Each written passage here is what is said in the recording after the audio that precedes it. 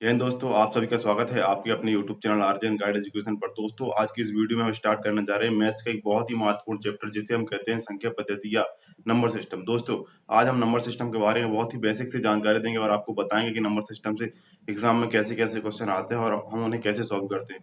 तो चलिए स्टार्ट करते हैं नंबर सिस्टम। सबसे पहले नंबर सिस्टम की बात आती है तो बात आती है नंबर की। नंबर कहाँ से आते हैं और नंबर क्या कहलाते हैं, यानी कि संख्या संख्या क्या कहलाती है और संख्या आखिर कहाँ से आती है। तो चलिए देख लेते हैं संख्या क्या कहलाती है। तो सबसे पहले बात आती है संख्या की। संख्या की बात आती है कि भैया नंबर सिस्टम में संख्या कहाँ से आती है। तो देखिए, नंबर सिस्टम में संख्या जी मान के चलो हमारा हमने मान लिया एक्स वाई एक संख्या है, तो इसमें इकाई अंक क्या हो जाएगा, ये हो जाएगा इकाई अंक और ये हो जाएगा दहाई अंक। तो इसमें वाई एक अंक है और एक्स भी एक अंक है, तो दो अंकों से मिलकर एक संख्या बन गई। अब बात करते हैं कि इसको और आगे कैसे लिख सकते हैं। तो 10 एक्स प्लस वाई, इसको ऐसे भी तो लिख सकते हैं। जैसे कोई संख्या हमने लिया 56, कोई संख्या हमने 56 ले लिया। अब उसका इकाई अंक देख लिया, इकाई अंक कितना है 6 है और दहाई का अंक कितना है 5 है। तो भैया हम इसको ऐसे भी तो लिख सकते हैं 5 गुणे 10 प्लस 6, यानी कि 50 प्लस 6। भैया इसको ऐसे भी तो लिख सकते हैं। हाँ, अब ऐसे तो लिख सकते हैं। माना हमने कि ये संख्या ले लिया और हमने इसको ऐसे लिख दिया, तो ये सही माना जाएगा। लेकिन अब बात आती है इकाई अंक क्या होता है और दहाई अंक क्या होता है, सैकड़ा और ऐसे अंक क्या होते हैं। तो देखिए, इकाई अंक राइट साइड से सबसे पहला अंक इकाई अंक होता है और उसके बाद के अंक चले आते हैं दहाई, सैकड़ा, हजार, 10,000, लाख, 10 लाख, करोड़, ऐसे चले आते हैं। तो भैया ये तो हो गई संख्या अपनी। अब इसको यदि हम पलटने पर लिखते हैं, यदि हम पलट के लिखते हैं तो संख्या में क्या हो जाएंगे, इसको पलटेंगे एक्स वाई की तो क्या हो जाएगा वाई एक्स हो जाएगा। जब वाई एक्स की संख्या हो जाएगी पलटने पर, तो भैया ये अब ये भी तो चेंज हो जाएगी, तो इसको भी चेंज करते हैं, 10 वाई प्लस एक्स हो जाएगी, 10 वाई प्लस एक्स हो जाएगी। अब इसको देख लेते हैं, इसको हम पलटेंगे तो कितना हो जाएगा 65 हो जाएगा। अब 65 हो जाएगा तो इसको ऐसे भी तो लिख सकते हैं 60 प्लस 5, इसको ऐसे भी लिख सकते हैं 60 प्लस 5। तो ऐसी संख्या होती है कि संख्या किसी अंकों से मिलकर बनी होती है, वो संख्या कहलाती है। अब बात आती है भैया कि संख्याओं के जाति मान क्या होते हैं, स्थानीय मान क्या होते हैं। तो चलिए देख लेते हैं जाति मान और स्थानीय मान क्या होते हैं। जाति मान और स्थानीय मान से एग्जाम में क्वेश्चन पूछ लिए जाते हैं कि जाति मान क्या होते हैं। जाति मान, जाति मान क्या होते हैं भैया। तो सबसे अच्छा तरीका है जाति मान पहचानने का कि उसके खुद का मान ही जाति मान होता है। भैया वो कहता है, जाति मान कहता है, मैं किसी के सहारे नहीं जी सकता, मुझे केवल अपना ही नाम दे दो। यानी कि कोई संख्या लिखा है,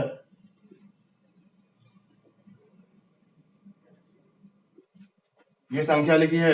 अब ये बोलता है भैया कि क्वेश्चन में कोई आ जाए 6 का जाति मान क्या है, 2 का जाति मान क्या है।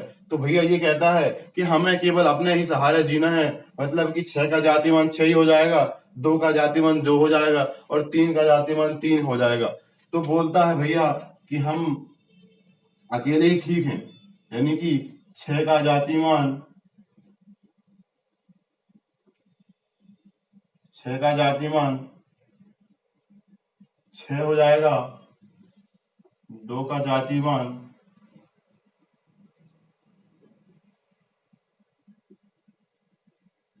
2 हो जाएगा, 3 का जाति मान 3 हो जाएगा।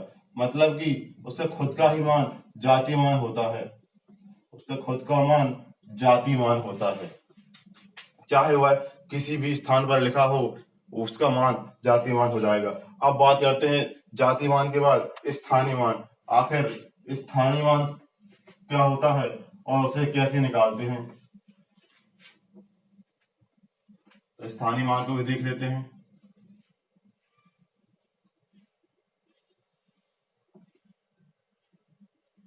स्थानीय मान को कैसे निकालते हैं भैया। स्थानीय मान के ऐसे निकालते हैं कि स्थानीय मान यदि अंक इकाई के अंक से स्टार्ट करते हैं अपन, तो इकाई के अंक में 1 का गुणा करेंगे, दहाई के अंक में 10 का गुणा करेंगे, सैकड़ा के अंक में 100 का गुणा करेंगे और ऐसे जीरो बढ़ा के गुणा करते आएंगे तो अपने स्थानीय मान निकलते आएंगे। कैसे? ऐसी कोई संख्या लिखी है 65 7 8 9 2 3, ये संख्या लिखी है। अब इसको बोल दिया जाए भैया 8 का स्थानीय मान क्या होगा, 9 का स्थानीय मान क्या होगा, या फिर 7 का स्थानीय मान क्या होगा। तो इसमें इकाई के अंक का स्थानीय मान पूछ रहा है, इकाई के अंक का स्थानीय मान पूछ रहा है भैया, तो क्या हो जाएगा, इकाई का अंक 3 गुणा 1 हो जाएगा। यानी इकाई का अंक कितना है, 3 है, इकाई का अंक ये 3 है और 3 गुणा हम 1 कर देंगे। अब बात करते हैं दहाई के अंक। दहाई के अंक का स्थानीय मान,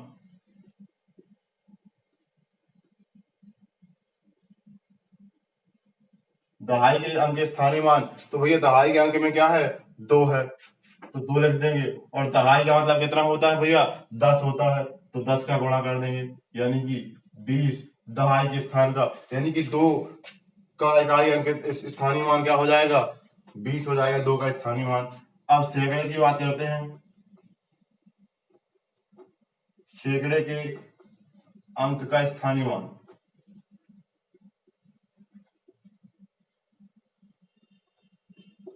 तो सैकड़े के अंक में कौन है, 3 है, यहाँ 9 है, यहाँ सैकड़े के स्थान पर 9 है और सैकड़ा का यानी कि 100 का हम गुणा कर देंगे तो कितना हो जाएगा, 900।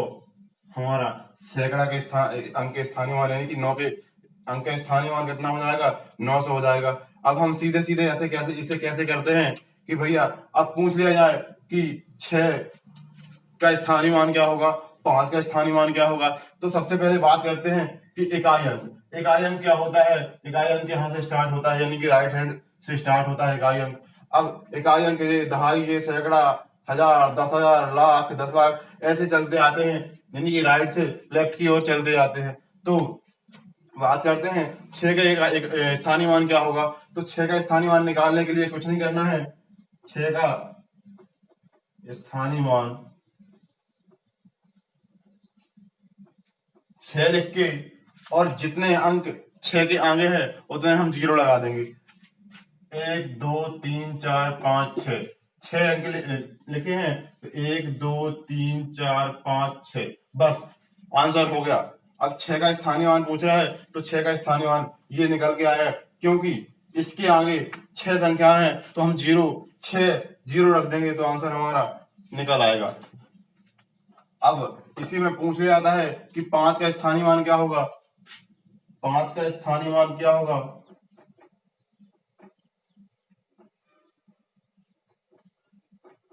5 का स्थानीय मान तो 5 लिख के और सामने कितनी संख्या है, आगे कितनी संख्या है, 1 2 3 4 5, 5 संख्या है तो 5 हम जीरो लिख देंगे यहाँ, 3 4 5 हो गया, 5 का स्थानीय मान भी हो गया।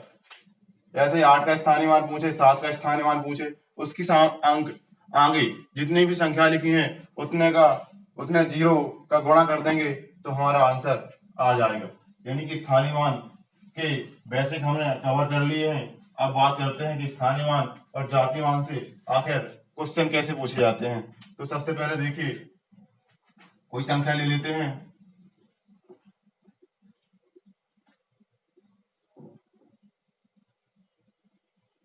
ये संख्या ले लिया हमने।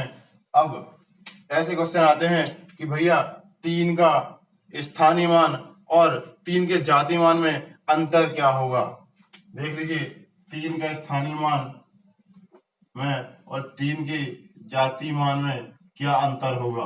तो 3 का स्थानीय मान क्या होगा, हमने बताया था 3 लिख के और आगे जितने अंक हैं उसमें जीरो लिख देंगे, 1 2 3, यानी 3 जीरो हम यहाँ लिख देंगे। 3000 हमारा 3 का स्थायी मान हो जाएगा, स्थायी मान हमारा 3000 हो जाएगा। अब 3 का जातीय मान क्या होगा, जातीय मान क्या होगा, तो जातीय मान तो भैया बोलता था कि हमें किसी के सहारे नहीं जीना, हमारा जातीय मान हम खुद ही रहेंगे, तो 3 का जातीय मान 3 ही हो जाएगा। तो पूछ रहा है कि स्थानीय मान और जातीय मान में अंतर क्या होगा। अंतर निकालने के लिए स्थानीय मान से जातीय मान को घटा देंगे, तो हमारा क्या आ जाएगा, अंतर आ जाएगा। तो घटाने पे क्या आएगा, यहाँ 10 में से 3 जाएंगे तो 7 आएगा, यहाँ 9 में से 0 9 आएगा, यहाँ भी 9 आएगा, और यहाँ एक गई 1 आ जाएगा, यानी कि 2997 आपका अंतर आ जाएगा। ऐसे क्वेश्चन आते हैं। अब ये इसी में पूछ लिया जाए कि 9 के स्थानीय मान और जातीय मान में क्या अंतर है, या 7 के स्थानीय मान और जातीय मान में क्या अंतर है, तो अपन आसानी से इसी विधि से लगा सकते हैं कि स्थानीय मान और जातीय मान में अंतर क्या है।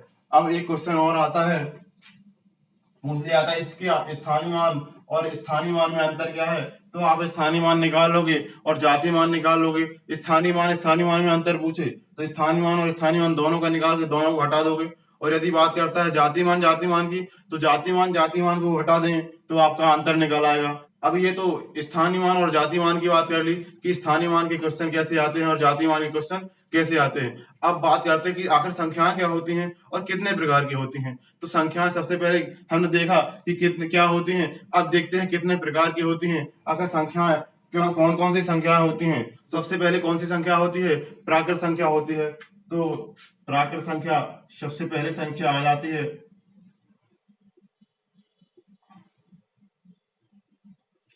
प्राकृत संख्या आ जाती है।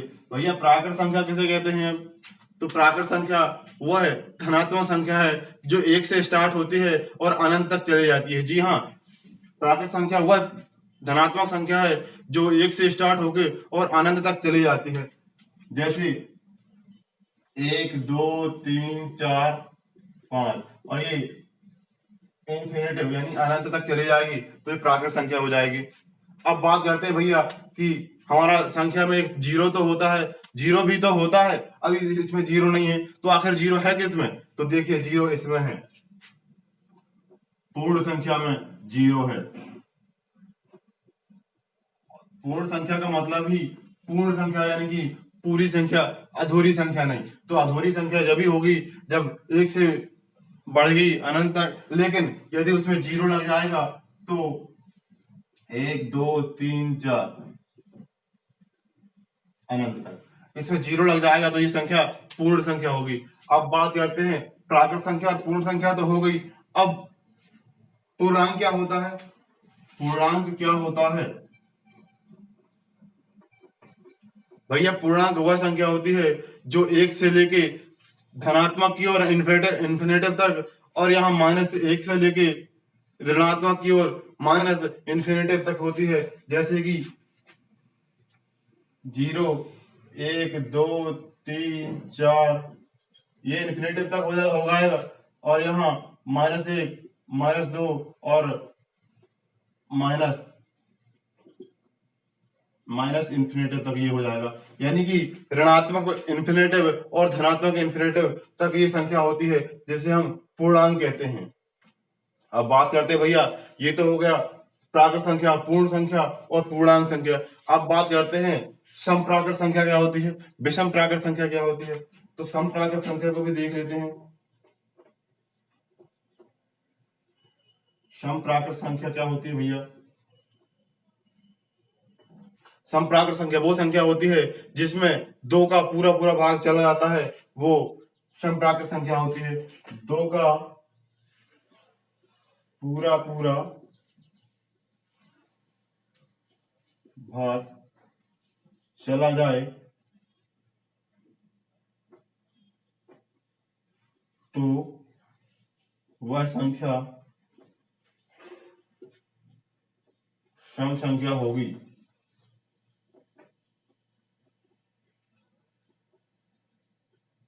2 का पूरा पूरा भाग चला जाए तो वह संख्या सम संख्या होगी। अब देख लीजिए भैया, 2 से किसके इसमें भाग जा रहा है, तो 2, 4, 6, 8 या कुछ भी 24, 28 कुछ भी सम संख्या वो संख्या होती है जिसमें 2 से भाग चला जाए और 2 से भाग सम में जा रहा है। 2, 4, 6, 8, 10, 12, 26, 28, 30, 38, 100, 200, 400, 500 सब में 2 का भाग चला जा रहा है, इसलिए सम प्राकृत संख्या अपनी ये होगी। अब बात करते हैं विषम प्राकृत संख्या की।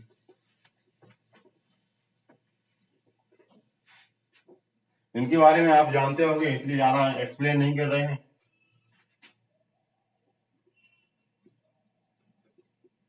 विषम प्राकृत संख्या, भैया आपको पता है सम का उल्टा विषम होता है, तो विषम क्या हो जाएगा, जिसमें 2 से भाग पूरा पूरा नहीं जाता है वो विषम संख्या हो जाएगी। जैसे 1, 3, 5, 7, 9, 11, 13, 17 अनंत, ये भी अनंत तक। विषम प्राकृत संख्या वो संख्या होती है जिसमें 2 से पूरा पूरा भाग नहीं जाता, कभी नहीं जा सकता, वो संख्या विषम संख्या होती है। अब बात करते हैं भैया भाज्य संख्या क्या होती है और अभाज्य संख्या क्या होती है। इससे एग्जाम में क्वेश्चन पूछे जाते हैं भाज्य और विभाज्य संख्या से। तो चलिए भाज्य संख्या को देख लीजिए।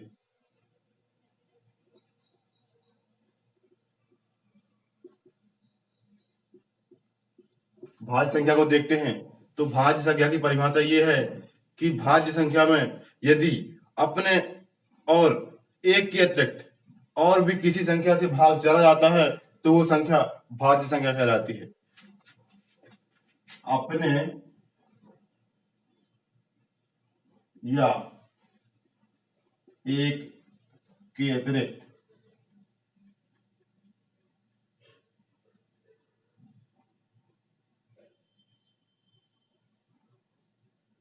किसी और संख्या से भाग चला जाए भाज्य संख्या होती है।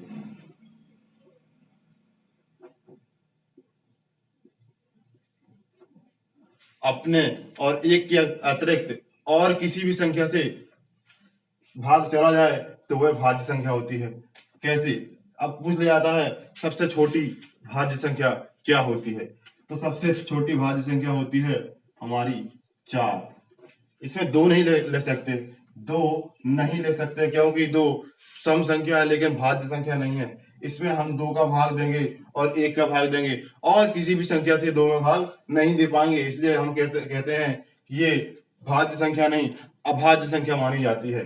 तो सबसे छोटा भाज्य संख्या क्या 4 हो गया, 4, 6, 8 ये 9 हो जाएगा क्योंकि इसमें 3 से भाग चला जा रहा है, 10 हो जाएगा, 12 हो जाएगा, 15 हो जाएगा, 14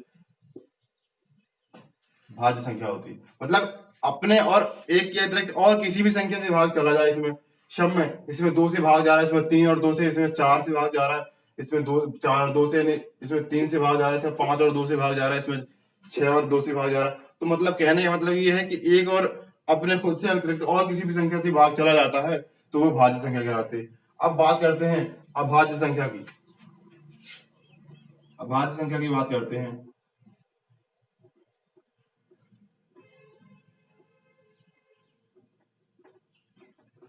अभाज्य संख्या क्या होती है भैया, अभाज्य संख्या वही हो जाती है अपने खुद से और एक के अतिरिक्त और भी किसी संख्या से भाग नहीं जाए वो संख्या अभाज्य संख्या कहलाती है।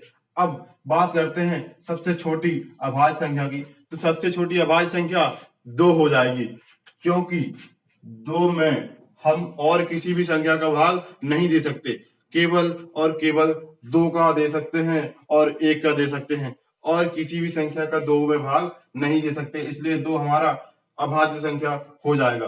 2, 3, 5, 7, 9 तो ये भाज्य संख्या है, इसलिए 11, 13, 17, 19, 23 और आगे।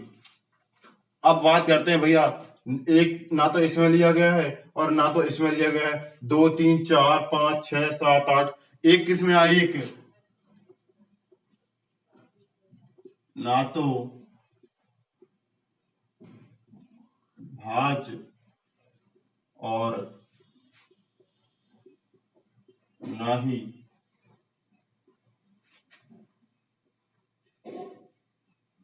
अभाज्य संख्या। एक ना तो भाज्य संख्या है और ना ही अभाज्य संख्या है। तो अब बात करते हैं भैया, ये तो भाज्य और अभाज्य हो गया। अब पूछ लिया जाता है कि 1 से 20 तक में कितनी अभाज्य संख्या है, 1 से 30 में कितनी अभाज्य संख्या है, या 1 से 100 में कितनी अभाज्य संख्या है। तो उसको भी देख लेते हैं। 1 से 20 के बीच में कितनी अभाज्य संख्या है, या फिर 1 से 30 के बीच में कितनी अभाज्य संख्या है, या फिर 1 से 50 के बीच में कितनी अभाज्य संख्या है, 1 से 75 के बीच में कितनी अभाज्य संख्या है, और 1 से 100 के बीच में कितनी अभाज्य संख्याएं हैं। ये क्वेश्चन एग्जाम में बहुत ही पूछे जाते हैं। 1 से 20 तक के पूछे जाता है कि कितनी अभाज्य संख्या हो सकती है, 1 से 30 तक में कितनी अभाज्य संख्या हो सकती है, 1 से 50 तक में कौन सी कितनी अभाज्य संख्या हो सकती है, 1 से 75 तक में कितनी अभाज्य संख्या हो सकती है, और 1 से 100 तक में कितनी अभाज्य संख्या हो सकती है। तो बात करते हैं कि 1 से 20 तक में कितनी अभाज्य संख्या हो सकती है। तो बात करते हैं 1 से 20 तक में कितनी अभाज्य संख्या हो सकती है। तो 1 से 20 तक में कितनी अभाज्य संख्या हो सकती है, 8। 8 कौन सी देख लीजिए,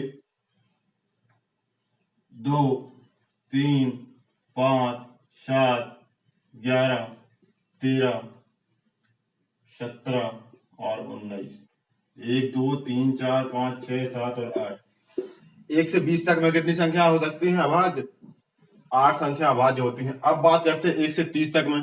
1 से 30 तक में कितनी होती है, तो 1 से 30 तक में 2 बढ़ जाती हैं। 2 कौन सी बढ़ती हैं, एक तो 23 बढ़ जाता है और एक 29 बढ़ जाता है। अब 1 से 50 तक में कितनी अभाज्य संख्या होती है, 1 से 50 तक में 15 अभाज्य संख्या होती हैं। 1 से 75 तक में कितनी होती हैं, 21 अभाज्य संख्या होती है, और 1 से 100 तक में 25 अभाज्य संख्या होती है। आपको दोबारा से निकालने की जरूरत नहीं पड़ेगी, आप इनको याद कर लीजिए।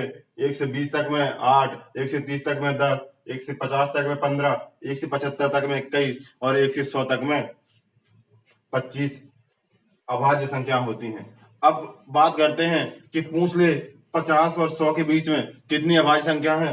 तो भैया होगा पता है 25 और 50 का पता है 15। तो 25 से 15 घटाओगे तो 10 आ जाएगा। यानी कि 50 से 100 के बीच में कितनी अभाज्य संख्या है, 10 अभाज्य संख्या है। ऐसे पूछ ली जाए 20 से 75 के बीच में, 20 से 100 के बीच में, तो अपन इनको घटा के आसानी से निकाल सकते हैं कि कितनी अभाज्य संख्या है। अब बात करते हैं, ये तो हो गई और इसमें से एक आध क्वेश्चन पूछ ही लिया जाता है। अब बात करते हैं सहभाज्य संख्या की। सहभाज्य संख्या, सहभाज्य संख्या क्या होती है भैया, सहभाज्य संख्या भी संख्या होती है जिसमें किसी दो अंक गुणनफल का HCF हमेशा 1 होता है। जैसे कि कोई ले लिया जाए 2 और 3, इसका HCF कितना होगा, 1 होगा। 5 और 7, इसका HCF कितना होगा, 1 होगा। 7 या 8, इसका HCF कितना होगा, 1 होगा। ये सब संख्या सहभाज्य संख्या कहलाती हैं। अब बात करते हैं परिमेय संख्याओं की। आखिर परिमेय संख्या क्या होती है, क्योंकि एग्जाम में ऐसे पूछ लिया जाता है कि इनमें से परिमेय संख्या क्या होगी, इनमें से अपरिमेय संख्या क्या होगी। तो परिमेय संख्या की बात करते हैं। परिमेय संख्या, तो भैया परिमेय संख्या का परिभाषा ये है कि यदि कोई संख्या P/Q के रूप में लिखी है, यदि कोई संख्या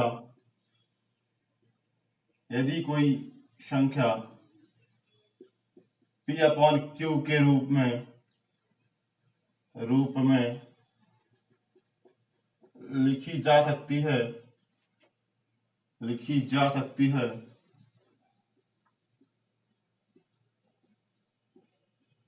तो वह परमेय संख्या कहलाएगी।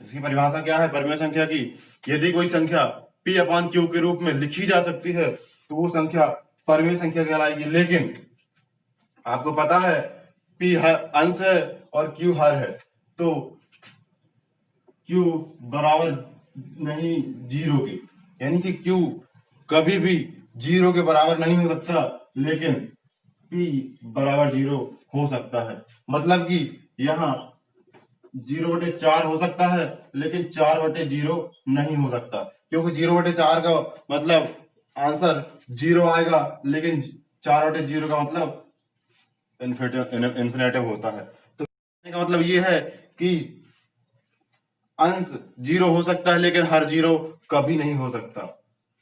तो मतलब इसके कुछ उदाहरण हैं 0/4 या 2/3 या कुछ संख्या लिखी होती हैं 22/7, कुछ भी। अब बात करते हैं अपरिमेय संख्या की। तो परिमेय संख्या की बात हो गई। अब अपरिमेय संख्या क्या होती है? तो अपरिमेय संख्या वो संख्या होती हैं जो P अपॉन Q के रूप में नहीं लिखी जा सकती हैं, क्योंकि परिमेय संख्या अपरिमेय संख्या का उल्टा हो जाएगा। यानी कि अपरिमेय संख्या भैया वो संख्या है जो P अपॉन Q के रूप में नहीं लिखी जा सकती। कौन कौन सी संख्या नहीं लिखी जा सकती? जैसे √2 हो गया, √3 हो गया, -√2 हो गया, या -√1/2 हो गया, या फिर पाई हो गया। ये संख्याएं अपरिमेय संख्या है, क्योंकि इसको हम P अपॉन Q के रूप में कभी नहीं लिख सकते। अब परिमेय और अपरिमेय तो हो गया। अब बात आती है भैया वास्तविक संख्या क्या होती है? वास्तविक संख्याएं क्या होती हैं?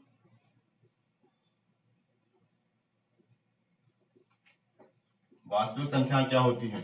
तो परिमेय और अपरिमेय जो सम्मिलित हो जाती हैं तो वही वास्तविक संख्या हो जाती हैं। जी हाँ, परिमेय और अपरिमेय संख्याएं दोनों सम्मिलित रूप से वास्तविक संख्या कहलाती हैं। परिमेय और अपरिमेय संख्या की दोनों के उदाहरण वास्तविक संख्याओं में आते हैं। जैसे 0/4 था, 2/3, 5/8, या फिर इसके लिए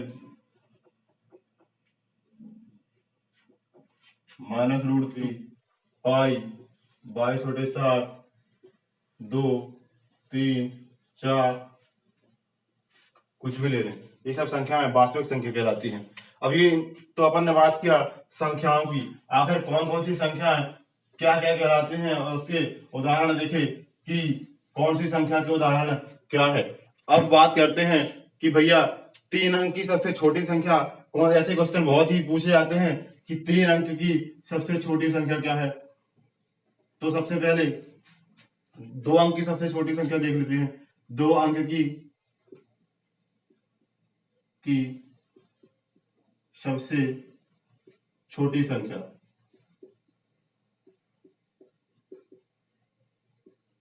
क्या होगी? और पूछ लिया जाता है 2 अंक की सबसे बड़ी संख्या। और एक और पूछ लिया जाता है 2 अंक की कितनी संख्याएं हो सकती हैं।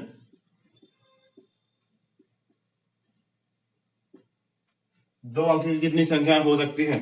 तो सबसे पहले बात आती है 2 अंक की सबसे छोटी संख्या। तो 2 अंक की सबसे छोटी संख्या 10 है। 10 से बड़ा यदि कोई भी संख्या लोगे तो वो बड़ा हो जाएगा। जैसे 11 है तो 2 अंक की सबसे छोटी संख्या 11 नहीं माना जाएगा, इसलिए 2 अंक की सबसे छोटी संख्या 10 होती है।